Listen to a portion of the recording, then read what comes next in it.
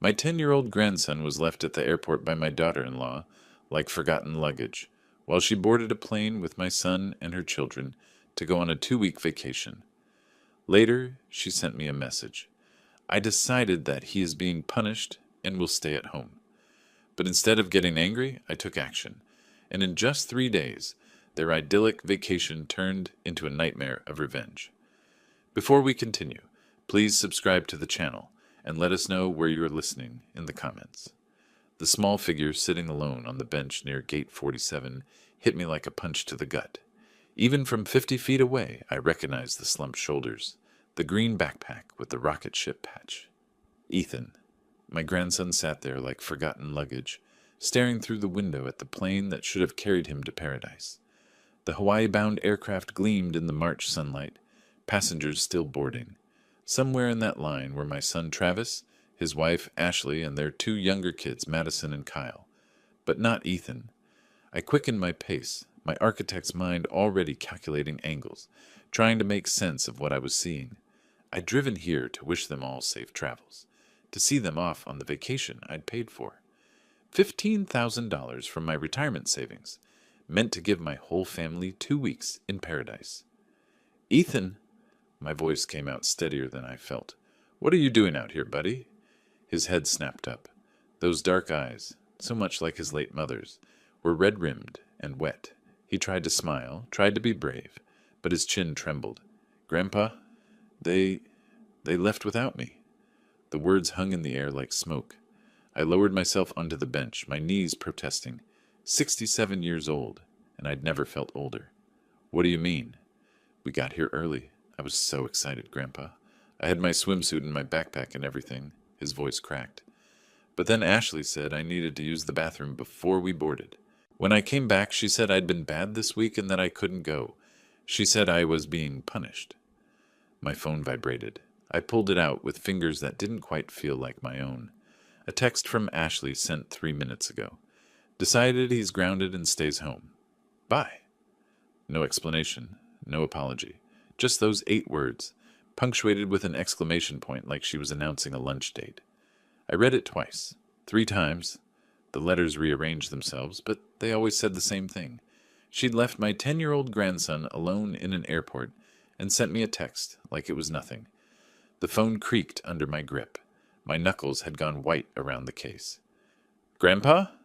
Ethan's small voice pulled me back. Are you mad at me too? I looked at him then, really looked at him. His hair needed cutting. His jeans were too short, like he'd grown without anyone noticing. When had Ashley last taken him shopping? When had Travis? Nobody. I slipped the phone away and put my arm around his shoulders. I'm not mad at you, not even a little bit. Ashley says I'm too much trouble, that I don't listen. He wiped his nose on his sleeve. Maybe she's right. Maybe I am bad. Something cold and sharp settled in my chest. It wasn't anger, not yet. It was something clearer, harder. Like the moment when a blueprint finally makes sense, when all the calculations align. You're not bad, Ethan. You're not trouble. I stood and offered him my hand. Come on, let's go home. He took my hand, his palm small and sweaty. What about Hawaii? They can have Hawaii. I picked up his backpack, feeling its disappointing lightness. You and I will figure something out, something better. We walked through the terminal in silence. Around us, families laughed and rushed toward gates, dragging suitcases and herding excited children. No one looked at us. No one saw a grandfather whose family had just shown him exactly how little his generosity meant. I glanced down at Ethan. He was trying so hard not to cry anymore, setting his jaw the way Travis used to as a child. Funny how genetics work, how traits skip generations and show up in unexpected places. My son was on that plane right now, sitting in a seat I'd paid for next to a woman who'd just abandoned his firstborn in an airport, and he'd let her. That was the part that burned. Travis had let her do this. The parking garage smelled like exhaust and stale air. I loaded Ethan into my Silverado, the same truck I'd taught Travis to drive 25 years ago. The leather seats were cracked now, the dashboard faded, but the engine still purred. Can we get ice cream? Ethan asked quietly. Absolutely. I checked my mirrors, backed out. Rocky Road? With gummy bears on top? The whole bag if you want. He smiled then, just a little. It didn't reach his eyes, but it was something. As I merged onto the highway back to Orlando, my mind was already working. 40 years in architecture had taught me how to see structures, how to find weak points, how to understand what holds buildings up and what makes them fall. The phone sat in my cup holder, Ashley's message still glowing. 8 words. She probably thought she was clever, in control. She'd probably convinced Travis this was reasonable. I merged into the left lane and pressed the accelerator. Ethan had fallen asleep by the time I pulled into my driveway. His head rested against the window, mouth slightly open. I sat there, engine idling, looking at my house, the house I'd designed myself, the house where Travis and Ashley had been living, rent-free for 4 years, the house that was still legally and completely mine. I carried Ethan inside and laid him on the couch, covering him with the old quilt. He didn't stir. The kid was exhausted, emotionally drained in the way only children can be when adults fail them. I stood in my kitchen and let myself feel it. Not just anger, something colder, more surgical. Ashley had made a calculation today. She'd decided her comfort was worth more than a 10-year-old boy's dignity. She'd decided I would just accept this, clean up her mess, keep quiet like always. She'd miscalculated. Tomorrow, I'd start making calls. But tonight, I sat in my armchair and watched Ethan sleep. This kid who'd lost his mother too young and was now being erased by a woman who saw him as nothing but an inconvenience. Not on my watch. Not anymore. The house was too quiet after Ethan went to bed around 9. I'd made him dinner, chicken nuggets and mac and cheese, and we'd watched a movie together. He'd laughed a few times, which felt like a miracle. But when I tucked him into the guest room, I saw that distant look in his eyes again. I sat in my study, surrounded by 40 years of blueprints and awards, and let myself remember. I remembered the call 5 years ago. Travis's voice on the phone, broken and raw. "Dad, she's gone. Julia's gone." A car accident on I-4. Some texting teenager who ran a red light. Julia died at the scene. Ethan was 5 years old. I'd driven to their apartment that night and found Travis sitting on the floor, still in his work clothes, staring at nothing. Ethan was asleep in his bedroom, oblivious. I'd sat with my son until morning, not saying much, just being there. The next few months were rough. Travis was a zombie, just going through motions. I'd taken Ethan most weekends, sometimes whole weeks. We'd built a treehouse together that summer. While I built it, he handed me tools and told me stories about dragons. That kid had his mother's imagination. "Grandpa, will Dad be okay?" he'd asked one afternoon, his hands covered in wood stain. "He will," I'd promised. "It just takes time." I'd believed that. I'd believed Travis would heal, that we'd figure it out as a family, that Ethan would grow up knowing he was loved. Then Ashley appeared. They met at Travis's company holiday party, about 18 months after Julia's death. Ashley was vibrant, charming, always smiling. She worked in marketing, knew how to make people feel special. Travis lit up around her in ways I hadn't seen since before Julia died. "She's amazing, Dad," he'd told me after their third date. "She's so good with Ethan. She could be really good for us." I'd wanted to believe it. So when Travis introduced me to Ashley properly, I'd smiled and told her I was glad to meet her. The early signs were subtle. I noticed them, but I told myself I was being paranoid, overprotective. At Travis and Ashley's wedding, there was a moment during the family photos. The photographer wanted a shot of just Travis, Ashley, and their kids. Madison was 2. Ashley's from a previous relationship. Ethan had stepped forward to join them, and Ashley had placed a hand on his shoulder, gently but firmly guiding him back. "Just my daughter for this one, sweetie," she'd said with that bright smile. Travis hadn't said anything. I'd watched him avoid Ethan's confused eyes. After the wedding, they'd needed a place to stay. "Just temporarily, Dad," Travis had assured me, "until we find something." My house was big enough. 4 years later, they were still there. I'd watched the pattern develop. Ashley would make dinner, but forget to call Ethan until everyone else had been served. His portions were smaller. His birthday presents cost less than Madison's or Kyle's. Kyle was 2 now, Ashley and Travis's son together. When Ethan made the honor roll, Ashley barely acknowledged it. When Kyle learned to use the potty, there was a full celebration. "She's just busy with the little ones," Travis would say when I pointed it out. "You know how it is with toddlers." I did know. I'd raised Travis and his sister. I'd never been too busy to celebrate my kids' achievements, no matter how small. The financial reality was something I'd been avoiding, but sitting in my study that night, I made myself pull out the files. The house deed with my name alone on it. The loan statements for the Audi Q7 I'd co-signed for, a wedding present Ashley had requested, the credit card bills that came to my address because I was the primary account holder. I did the math. Over 4 years, I'd subsidized their lifestyle to the tune of at least $200,000. The house alone would have cost them $3,600 a month to rent in this neighborhood. $200,000, and today Ashley had decided my grandson wasn't worth a seat on an airplane. I remembered Ethan's 5th birthday, a month after Julia died. I'd thrown him a party at my house because Travis wasn't capable of organizing anything. 20 kids, a bounce house, a dinosaur cake. Ethan had hugged me so hard that day. "You're the best grandpa ever," he'd said, his face sticky with frosting. "You're the best grandson ever," I'd told him. I'd meant it. I still meant it. What had happened to that promise? When had I become complicit in Ashley's systematic erasure of this kid?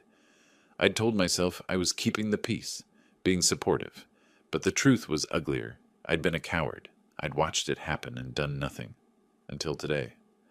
I looked at the clock. Nearly midnight. In Hawaii, it was 6 p.m. Travis and Ashley would be settling into their hotel, probably enjoying sunset drinks while Madison and Kyle played in the sand, living it up on my dime. My phone sat on the desk, still showing Ashley's message. Decided he's grounded and stays home. Bye! The casual cruelty of it still made my chest tight. But beneath the anger, something else was forming. Something cold and precise. Architecture had taught me that the most elegant solutions are often the simplest. You don't need complicated schemes or dramatic confrontations. You just need to know which support beam to remove. I opened my laptop and started making notes. Names, numbers, account information. By 2 a.m. I had a list. By 3 I had a plan. It wasn't complicated. It was remarkably straightforward, which made me smile for the first time since the airport. 40 years of building had taught me construction, but it had also taught me demolition. And sometimes, demolition is the only path forward. I checked on Ethan one more time before bed. He was sprawled across the mattress, one arm hanging off the side, deeply asleep. His face was peaceful now, younger looking in sleep. "It's going to be okay, buddy," I whispered. "I promise." This time, I meant to keep that promise. No more being quiet. No more keeping the peace. Ashley had made her choice today when she left him in that airport. Now it was my turn to make mine. The next 3 days passed in a strange kind of clarity. Ethan stayed with me, sleeping in Travis's old room, and I told him his dad and Ashley were having some time away. He seemed relieved more than upset, which told me everything. I spent those days doing what architects do best, analyzing structures. Only this time, the structure was my own life. On the morning after the airport, I pulled out my file cabinet. Property deed for the house, purchased 20 years ago, entirely in my name. Mortgage paid off in 2015. Current market value, $950,000. Travis and Ashley had been living here rent-free for 4 years. I did the math. Comparable rentals ran $3,600 a month. That was $172,000 in housing alone. But it didn't stop there. I found the paperwork for the Audi Q7. Ashley had wanted it as a wedding present. I'd co-signed the loan, $48,000. They'd made maybe 6 payments before money got tight.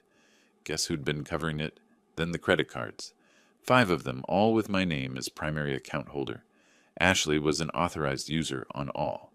I pulled up the statements online, going back 4 years. Nordstrom, Sephora, Whole Foods, SoulCycle Premium Membership, $600 a month, Louis Vuitton, Tiffany. The charges went on, a parade of Ashley's lifestyle, funded by my retirement account. The total made me set down my pen and laugh. Not a happy laugh. The kind that comes when something is so absurd you can't believe it's real. $214,000. Over 4 years. That was the price tag for my silence, apparently. The cost of not making waves while my grandson got pushed to the margins. "Grandpa?" Ethan appeared in my study doorway, holding his math workbook. "Can you help me with fractions?" "Of course, buddy." I closed the files. "Pull up a chair." As I helped him, I watched him. Really watched. He was careful with the pencil, double-checking his work, nervous about mistakes. That wasn't how kids should approach homework.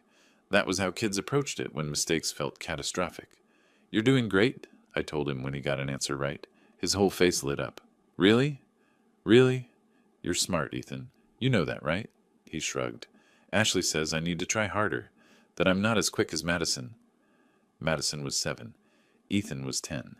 Different grades entirely. Ashley doesn't know what she's talking about. After Ethan went to play outside, I made coffee and stood at the kitchen window, watching him climb the old oak tree. My mind kept circling back to that number, $214,000. And for what? So Ashley could play Lady of the Manor? So Travis could avoid growing up? So they could both pretend Ethan didn't exist while living in a house I'd built with my own hands? I thought about all the times I'd bitten my tongue, all the times I'd watched Ashley forget to include Ethan in family photos, or serve him smaller portions, or roll her eyes when he tried to talk to her. All the times Travis looked away, too weak to stand up for his own son. I'd told myself I was being supportive, patient, understanding. What I'd actually been was a doormat, an ATM with a heartbeat. The house phone rang and I let it go to voicemail. Probably Travis, calling from Hawaii to explain. I wasn't interested in his explanations. That evening, after Ethan was asleep, I took my laptop to the back porch and started researching. Florida property law, tenant rights, what constitutes legal residency versus being a guest, the difference between having a rental agreement and just living somewhere with permission. The more I read, the more interesting things became. My phone buzzed. A text from Ashley. "Walter, this is childish. We need to talk about Ethan's behavior issues when we get back." Ethan's behavior issues. That was rich. The kid's only issue was that he existed. I typed back, "Enjoy your vacation." Then I blocked her number. By midnight, I had filled a legal pad with notes. Attorneys specializing in family property law. Customer service for every credit card company. Our auto insurance provider. The phone number for the hotel in Maui. All 7 nights. Premium ocean view. $1,200 a night. I'd paid for their paradise. Every single cent. And suddenly, sitting there in the dark with crickets chirping and Ethan safe asleep upstairs, I understood something fundamental. The power in this situation had always been mine. I'd just been too busy being nice to use it. Travis and Ashley had built their entire life on my foundation, literally and figuratively. They'd gotten comfortable, complacent. They thought I'd never pull the rug out because I never had before. They'd forgotten something important about architects. We don't just know how to build, we know how to demolish, and we know exactly which supports to remove to bring the whole structure down. I looked at my notes, at the list of phone numbers and account information, at the house deed, at the calendars showing March 13th. They'd left yesterday, which meant they had 12 more days in Hawaii. Plenty of time. I picked up my phone and scrolled through my contacts. I had work to do, starting tomorrow morning. But first, I texted Ethan's friend's mom. "Change of plans. Ethan's staying with me for a while." Then I opened a new note on my phone and titled it, "Project Demolition." The list started simple. Lawyer consultation bank, credit cards insurance, vehicles, hotel, Hawaii. I smiled at the screen. After 40 years of building things, I was about to find out how satisfying it could be to tear them down. Norman Gilbert's office was in a converted Victorian downtown, all dark wood and leather furniture that smelled like old books. I'd never needed a lawyer before, but I'd heard Norman's name around town. He had a reputation for being thorough, discreet, and effective. "Mr. Thornton," he shook my hand. "What can I do for you?" I laid it out. The house, the lack of rental agreement, 4 years of free living. I kept my voice neutral, factual. Let the numbers speak. Norman listened, making notes. When I finished, he leaned back. "Let me make sure I understand. Your son and his wife live in your house. No lease, no rental agreement. They don't pay rent, utilities, or property taxes." "Correct. And the house is solely in your name. Purchased before either of my marriages. Only my name on the deed." He tapped his pen against the pad. "Then legally, they're guests in your home. You have the right to ask them to leave. Florida law requires reasonable notice, typically 15 to 30 days for someone residing in a property, even without a formal agreement." 15 days. That's reasonable. I can draw up the paperwork today. A formal notice to vacate. He paused. May I ask what prompted this? I told him about Ethan, about the airport. Norman's expression didn't change, but something shifted in his eyes. I see, he said quietly. And the child is with you now? He is. Good. He pulled out fresh paper. Let's also discuss custody arrangements. If your son agrees to let the boy live with you permanently, we should formalize that. I left Norman's office an hour later with documents and a follow-up appointment. The eviction notice would be delivered March the 16th, giving Travis and Ashley exactly 15 days from when they returned. Next stop, the bank. The branch manager, Patricia, had handled my accounts for 15 years. Mr. Thornton, how are you? I need to make changes to my credit card accounts. We sat in her office while I went through each card. I want to remove Ashley Thornton as an authorized user on all of these, effective immediately. Patricia's fingers flew over her keyboard. All 5 cards? All 5. And these joint accounts with Travis Thornton? Freeze them, no new charges. She glanced up, curious but professional. Done. Change is effective within 24 hours. Perfect. One more thing. The auto loan for the Audi Q7. I'm listed as co-signer. I want to be removed. That requires the primary borrower to refinance or pay off the loan. I understand. She made notes. If Mr. Thornton defaults while you're still on it, you'll be liable. Then remove me today and notify him he has 30 days to refinance or return the vehicle. Her eyebrows rose slightly. I'll process that immediately. From the bank, I called the insurance company. Shorter conversation. I need to remove a vehicle from my policy. The Audi Q7, effective March 15th. That's in 2 days, Mr. Thornton. Correct. After hanging up, I sat in my truck and pulled out my phone. The hotel in Maui answered on the 3rd ring. Wailea Beach Resort. This is Lorena. How may I help you? Hi, Lorena. Walter Thornton. I have a reservation under my name. I need to make some changes. Of course, Mr. Thornton. One moment. A pause. Yes, I see your reservation. Ocean View Premium Suite. Checking out March 22nd. I need to cancel the prepayment. I'll be requesting a refund to my credit card. Another pause. Longer. Mr. Thornton, the guests have already checked in. They arrived yesterday. I understand. The guests can remain if they'd like, but they'll need to provide their own payment going forward. The guests will need to provide alternate payment within 24 hours, or we'll have to move them to different accommodation. That sounds reasonable. May I ask, is there a problem with the reservation? There was a miscommunication about who would be attending this vacation. I could hear the understanding in her voice. I see. We'll contact the guests this evening about the payment change. Anything else? Actually, yes. Do you have availability in a standard room? Something more economical? We do. Our garden view rooms are $200 per night. Perfect. Let them know that's an option. After I hung up, I allowed myself a small smile. Travis and Ashley were in Hawaii right now, probably lounging by the pool, drinks in hand, living the dream on my dime. Tomorrow morning, that dream was going to develop cracks. I drove home, where Ethan was doing homework at the kitchen table. Did you have a good day, Grandpa? Very productive. I ruffled his hair. How about pizza for dinner? Can we get the one with stuffed crust? Absolutely. While Ethan went back to homework, I sent one more email to the travel agency that had arranged tours and excursions. Snorkeling, helicopter tour, fancy luau, all paid for with a gift certificate I'd purchased. I need to cancel gift certificate number GC449832. Please process a refund. I hit send and closed the laptop. My phone sat silent. No calls from Hawaii yet. Too busy enjoying their family vacation, the family that apparently didn't include Ethan. I looked at the calendar. March 13th.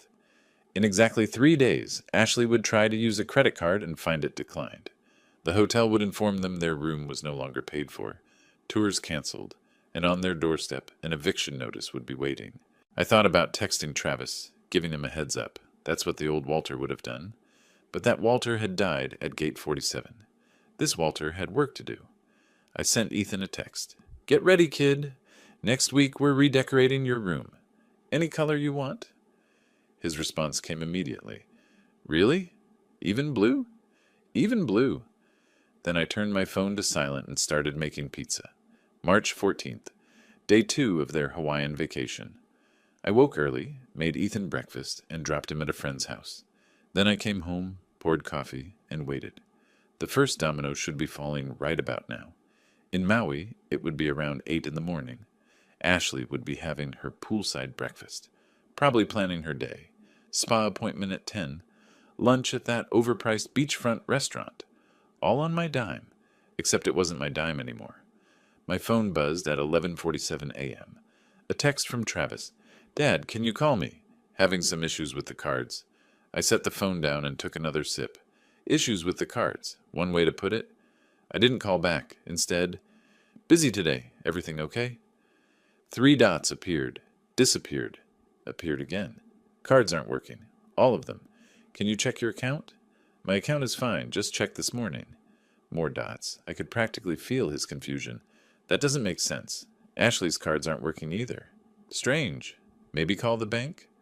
I was enjoying this more than I should have. Each text was confirmation that my plan was working exactly as designed. The real satisfaction came an hour later. My phone rang. Unknown number, 808 area code. Hawaii. "Mr. Thornton, this is Lorena Vasquez from the Wiley Beach Resort."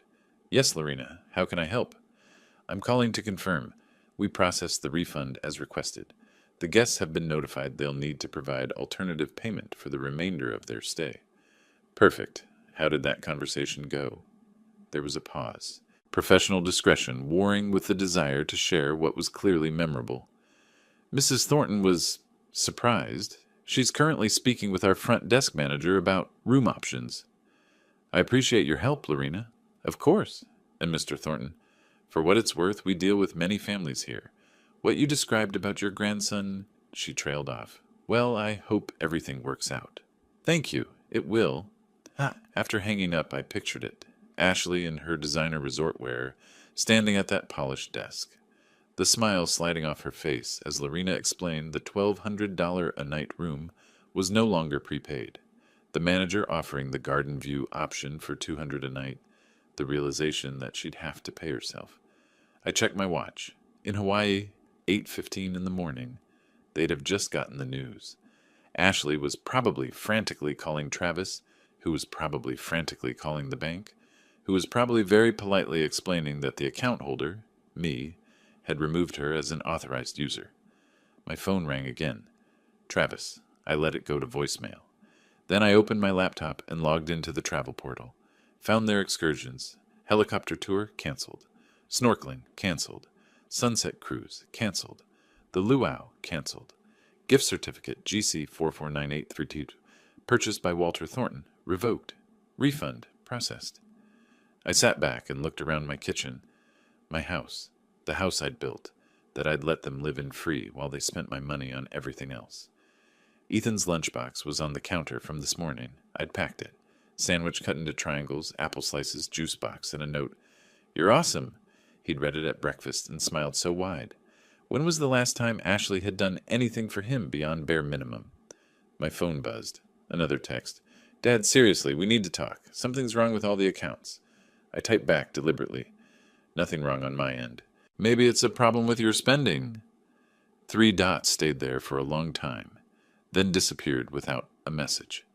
I imagined Travis showing that to Ashley, her face when she realized I knew, that this wasn't technical glitch or bank error, that it was intentional.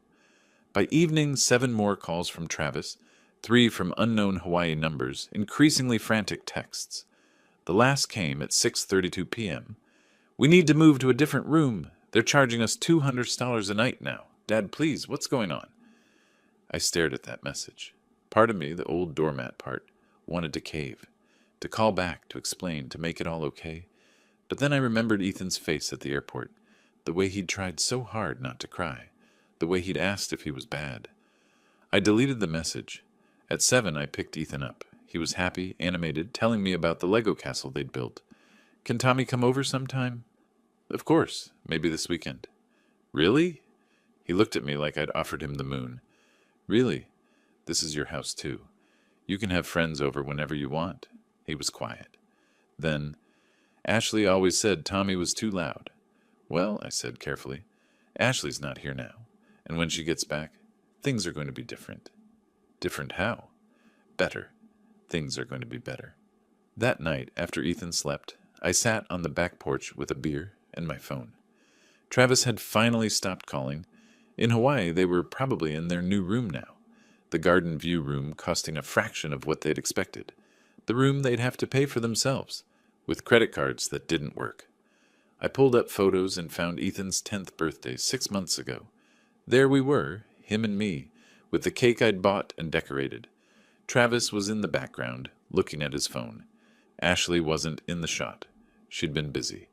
Tomorrow was March 15th, day 3, and I had more surprises waiting. I spent March 15th morning doing ordinary things, made pancakes with Ethan, helped with reading homework, took him to the park and pushed him on the swings while he laughed in a way I hadn't heard in months. My phone stayed in my pocket, silent except for occasional buzzes I ignored. After lunch, when Ethan was absorbed in a movie, I finally checked my messages. 16 missed calls, 23 texts. I scrolled through them with my coffee, enjoying every word. Travis, 9:47 a.m. Hawaii time. Dad, the rental car company just called. They're taking back the car. Something about insurance? Please call. Travis, 10:23 a.m. We can't do any tours. They're all canceled. The agency says you canceled them. Why? Travis, 11:15 a.m. Ashley is freaking out. We can't even get an Uber because none of the cards work. We're stuck. And then Travis, 2:34 p.m. What the hell is going on? No more. Dad, please. He'd figured it out. My phone rang. Travis. This time I answered. Hello, son? Dad. His voice was tight, controlled. Someone trying hard not to explode. What are you doing? Me? I'm having a lovely day with Ethan. We went to the park. He went down the slide 17 times. Silence. I could hear Ashley in the background, voice sharp and angry. The credit cards, Travis said finally. The hotel. The rental car. The tours. This is you. Is it? Dad, this isn't funny. We're stuck here. We can't what? Can't enjoy the vacation I paid for? The vacation you left Ethan out of? More silence. Ashley's voice got louder. It was a misunderstanding, Travis started. A misunderstanding? I set down my cup. Travis, she left him in an airport. A 10-year-old child. She sent me a text saying she'd decided he was grounded. Just abandoned him there and got on the plane. She was upset. He'd been acting out. He's 10. Kids act out. You don't abandon them in a busy airport and fly to Hawaii. Dad, please, his voice cracked. We need your help.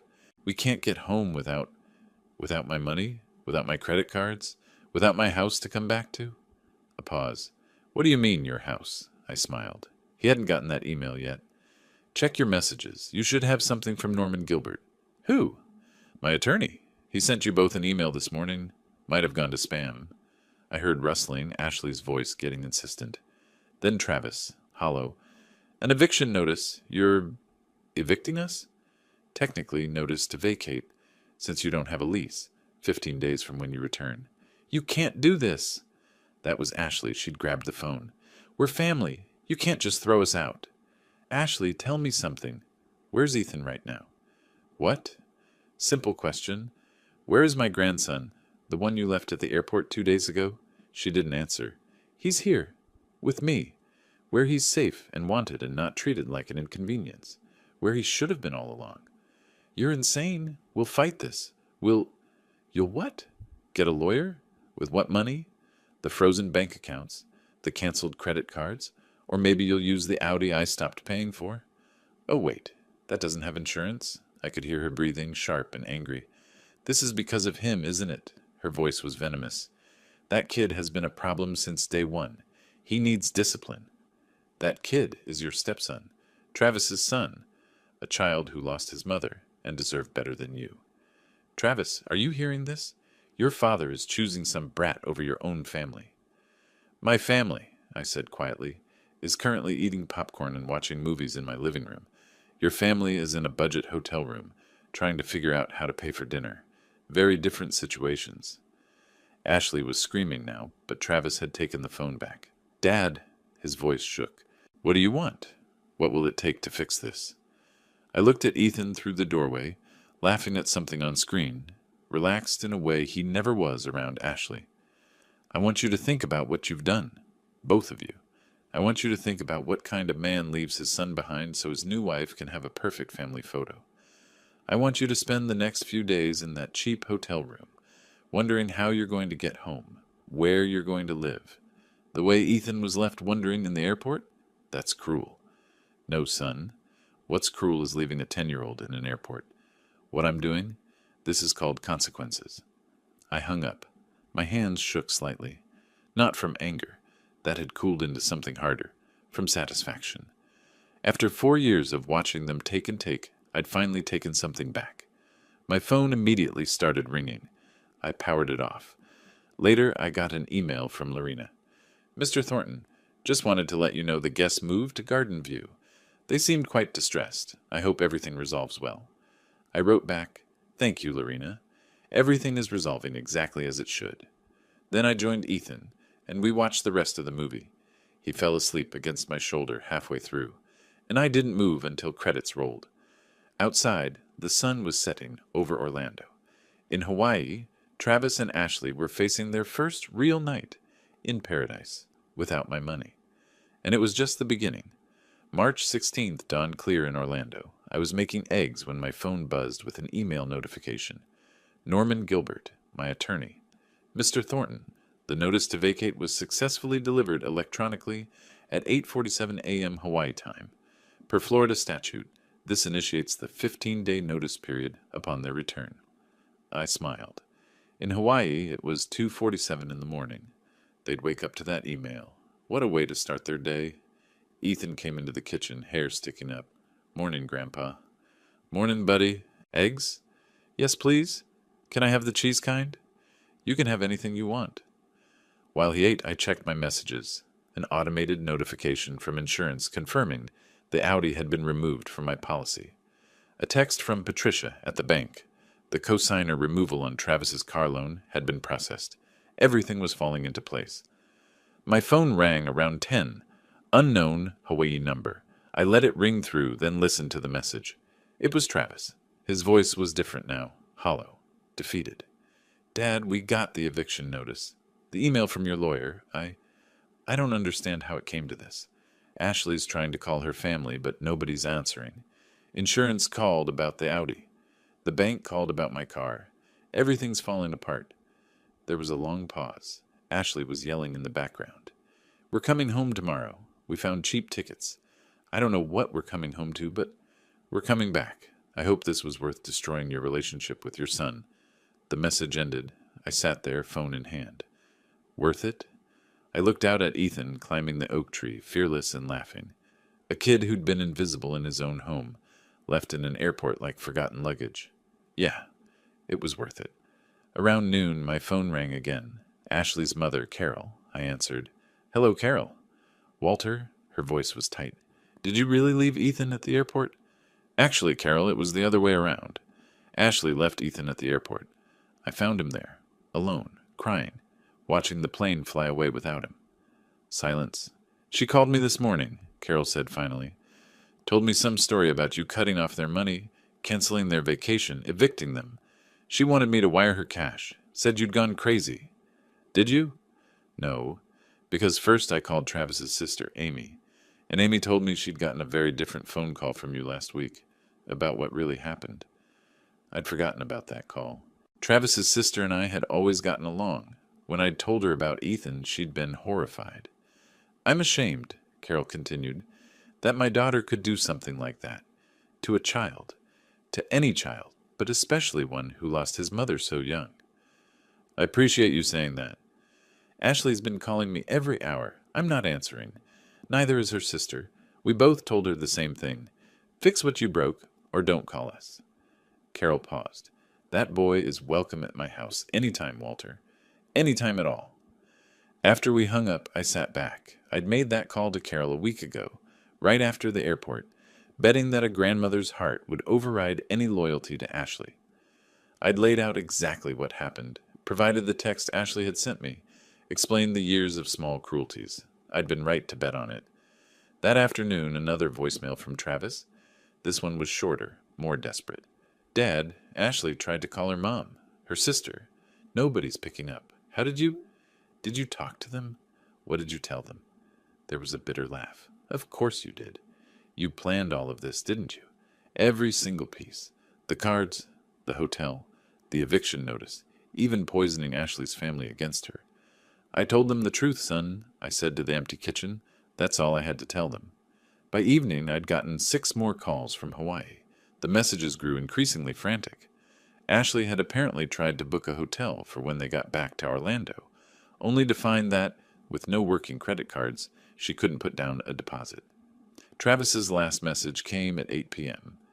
We leave tomorrow morning, early flight. We'll be back by evening. Dad, please, whatever you're planning when we get there, please remember that Madison and Kyle are just kids. They didn't do anything wrong. He was right about that. Madison and Kyle were innocent, but they weren't my responsibility anymore. I texted back 4 words. Ethan is a kid too. The response came immediately. I know that now. Please. I didn't respond again. That night, I did something I enjoyed more than I should have. I went through the house, room by room, and boxed up everything that belonged to Travis, Ashley, Madison, and Kyle. Clothes, toys, toiletries, documents. I was methodical, labeling each box clearly. Ethan helped with some of it, though he didn't understand why. Are they moving, Grandpa? Yes, buddy. They need their own place. Oh, okay. He handed me another box. Are we staying here? We are. This is our house. Yours and mine. He smiled at that. Good. I like it here with you. By midnight, the living room was full of neatly stacked boxes.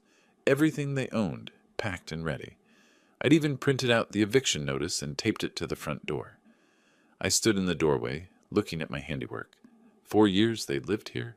4 years of taking my money, my home, my generosity, and giving nothing back except mistreatment of a child. Tomorrow, they'd walk through that door and see exactly how much power they'd never actually had. Tomorrow, the fantasy would end. March 17th, the day they came home. I knew their flight schedule. They'd land at 6:23 p.m., an hour through the airport, 30 minutes home. They'd arrive around 8. Ethan was at school, blissfully unaware. I'd arranged for him to sleep over at Tommy's. Whatever happened when Travis and Ashley walked through that door, I didn't want Ethan near it. At 3, my phone rang.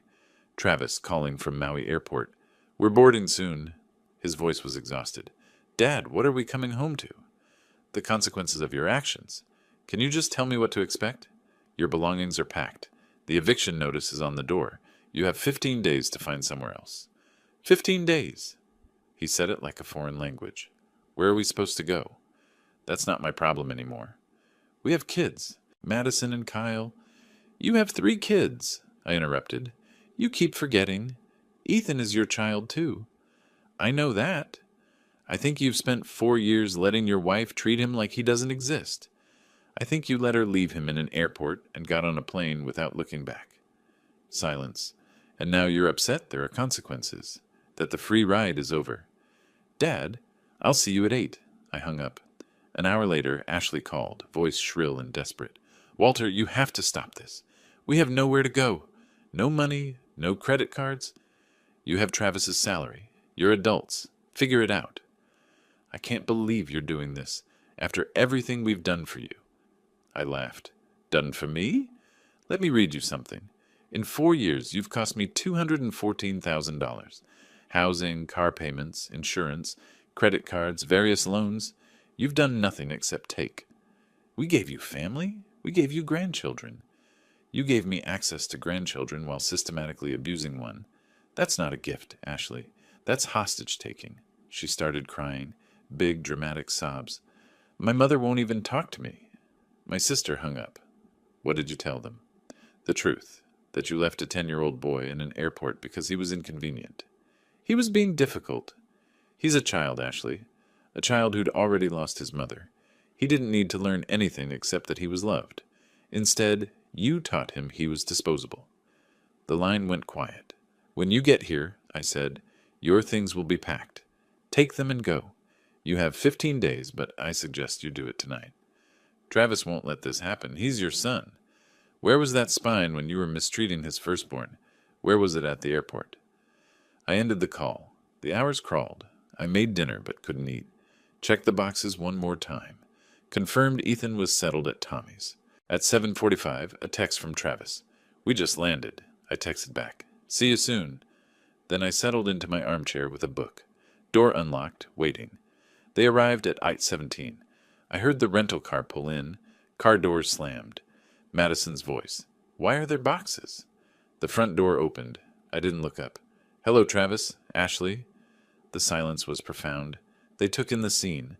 Stacked boxes, empty spaces, the eviction notice. "Dad," Travis said finally, "what have you done?" I marked my page.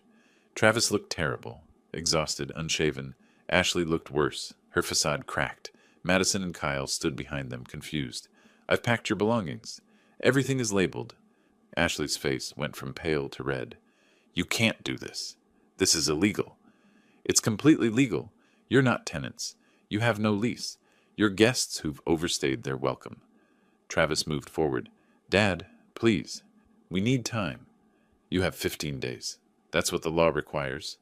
15 days to find a place? Move? Figure out our entire lives? You had 4 years to figure out your lives. You chose to spend them living off me. Ashley grabbed Travis's arm. "Don't beg him. We don't need his charity." I smiled. "Ashley, you've lived on my charity for your entire marriage. My house, my money, my cars, my insurance, everything you have, I gave you. And you repaid me by treating my grandson like garbage. Where is he?" Travis looked around. "Where's Ethan?" "Somewhere safe, away from you." That hit him. I could see it, of the realization that he'd lost more than a house. "I want to see him." "No, he's my son." "Then you should have acted like it." I stood. "Take your things and go. You have 3 hours."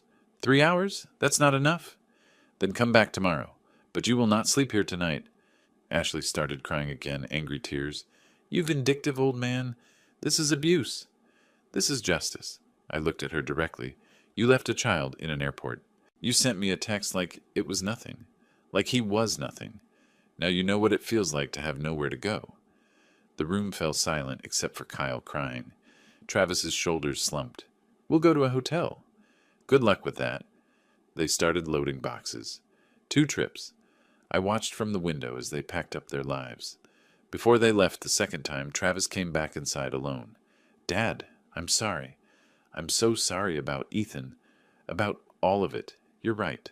I should have protected him." "Yes, you should have. Can I see him, please?" I studied my son's face. For the first time in 4 years, I saw genuine remorse. "Not tonight, but soon, when I'm ready." He nodded and left. I watched them drive away, Ashley staring ahead, Madison and Kyle in the back, surrounded by boxes. Then I locked the door and sat in the quiet house. My phone buzzed. A text from Ethan. "Having fun at Tommy's. His mom says I can come over any time." I smiled. "That's great, buddy. See you tomorrow." Tomorrow we'd start fresh, just the 2 of us.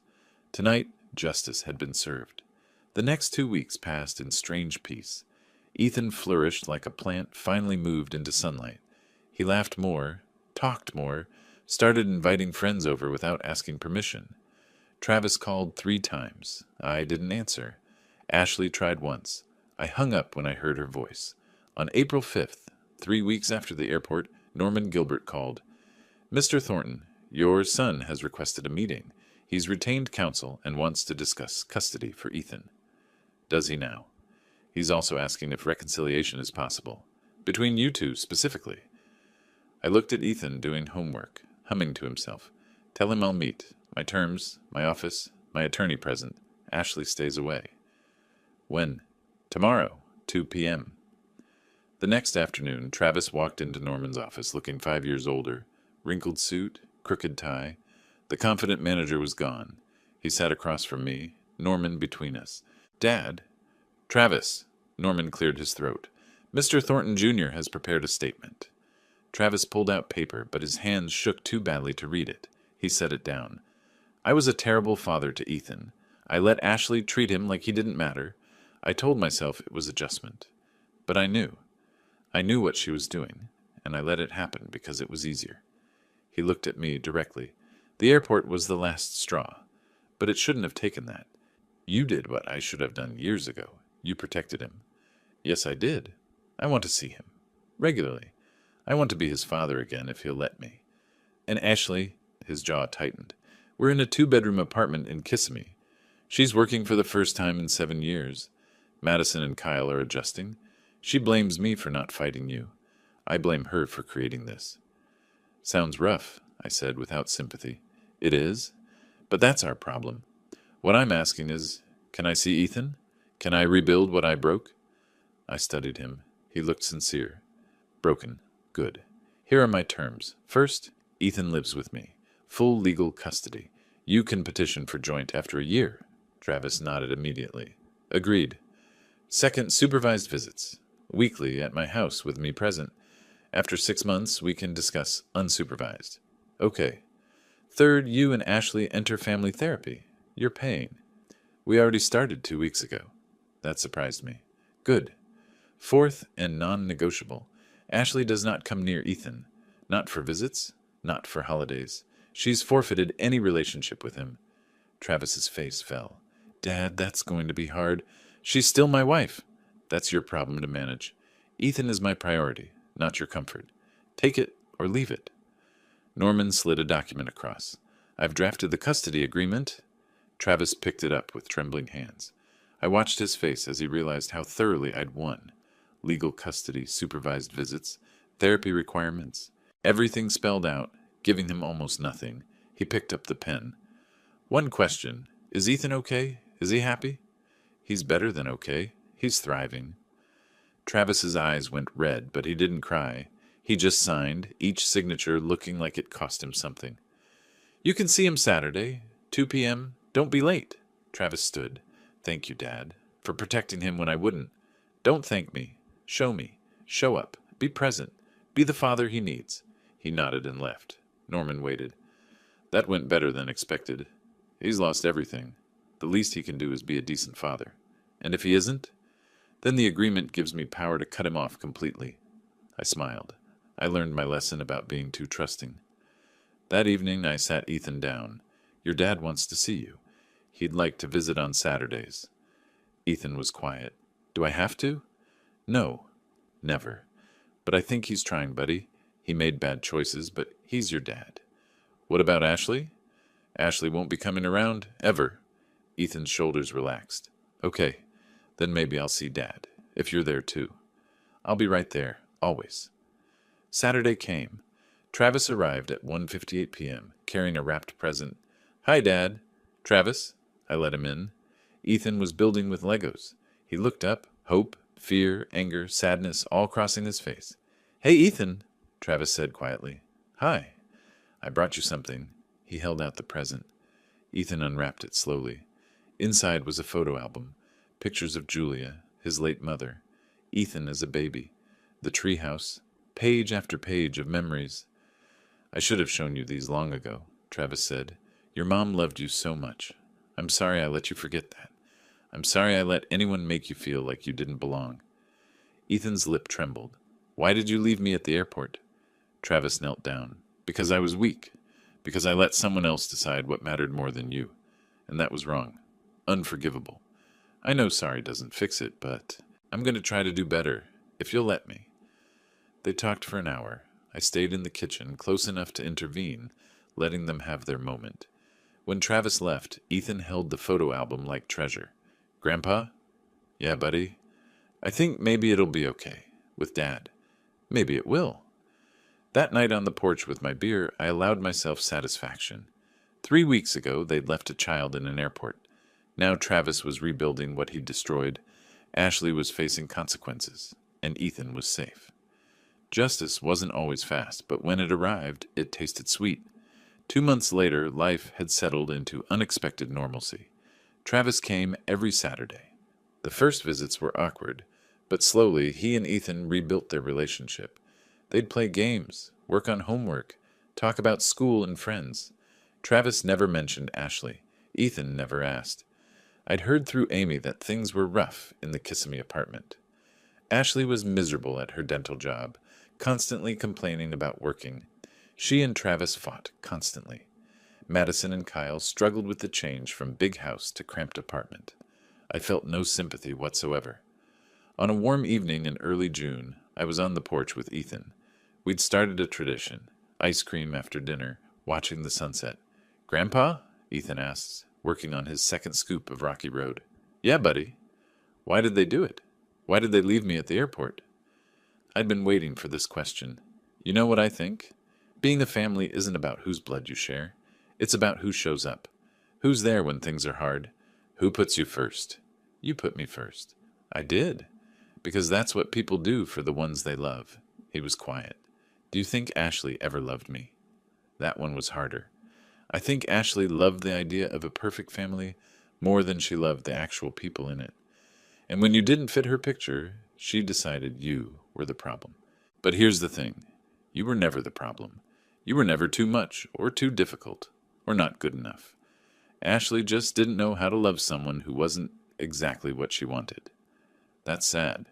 It is, for her. I'm glad I'm here with you. Me too, buddy. Me too. We sat as the sun painted the sky orange and pink, and I felt something I hadn't felt in years. Complete peace. The house was ours. The future was ours. Nobody was taking that away. The doorbell rang around 8. I wasn't expecting anyone. Travis stood there, alone. "Can we talk?" I let him in. Ethan was upstairs playing video games. "I wanted to tell you in person. Ashley and I are separating. She's moving in with her sister in Tampa. Papers will be filed next week." "I'm not surprised. She never got over what you did. She blames you for everything, losing the house, the cars, the lifestyle. She can't accept that her own actions caused this. Some people never do. I know you don't care, but I need to say it. You were right. About everything. About her. About how she treated Ethan. About me being too weak to stop it. You did what needed to be done. I did what any decent person would have done. I protected a child." He nodded. "Ethan's different now. Happier. More confident.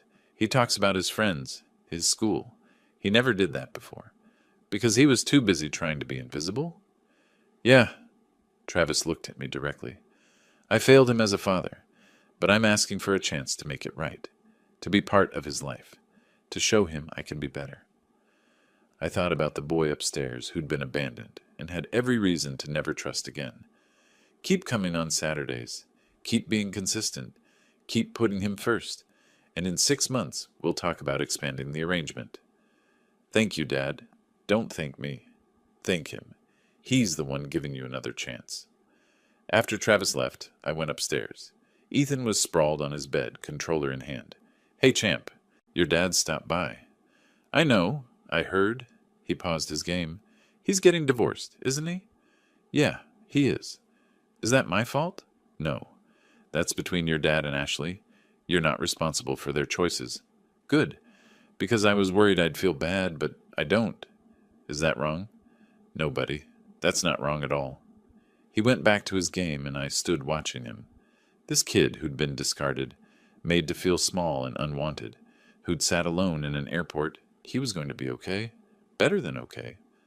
That night, after Ethan slept, I sat in my study and pulled out the file, the house deed, the financial records, the text from Ashley. Decided he's grounded and stays home. Bye. I'd kept everything as a reminder that silence isn't strength, that keeping the peace isn't worth losing yourself, that sometimes the kindest thing is cutting out the rot before it spreads. 4 months ago, I'd been a doormat, an ATM with a heartbeat, someone who'd avoid conflict rather than stand up. Now, I was a grandfather raising his grandson in the home I'd built, on my terms. I was someone who'd found the one solution that would work, complete demolition followed by careful rebuilding. Travis would earn his way back slowly. Ashley would face consequences, and Ethan would grow up knowing at least one person had loved him, enough to burn it all down to keep him safe. I pulled out my phone and looked at yesterday's photo. Ethan and me at the park, both laughing. His smile was genuine, reaching his eyes, no shadows. That smile was worth every uncomfortable conversation, every burned bridge, every dollar it cost me. Justice wasn't always swift, but when it finally arrived, it was delicious. I closed the file and locked it away. I didn't need it anymore. The story was written, the ending clear. An old man, a wounded boy, and a decision that changed everything. Sometimes the greatest revenge is simply refusing to let cruelty win. If you like this story, please like this video, subscribe to the channel, and share your impressions of this story in the comments. To listen to the next story, click on the box on the left. Thank you for watching,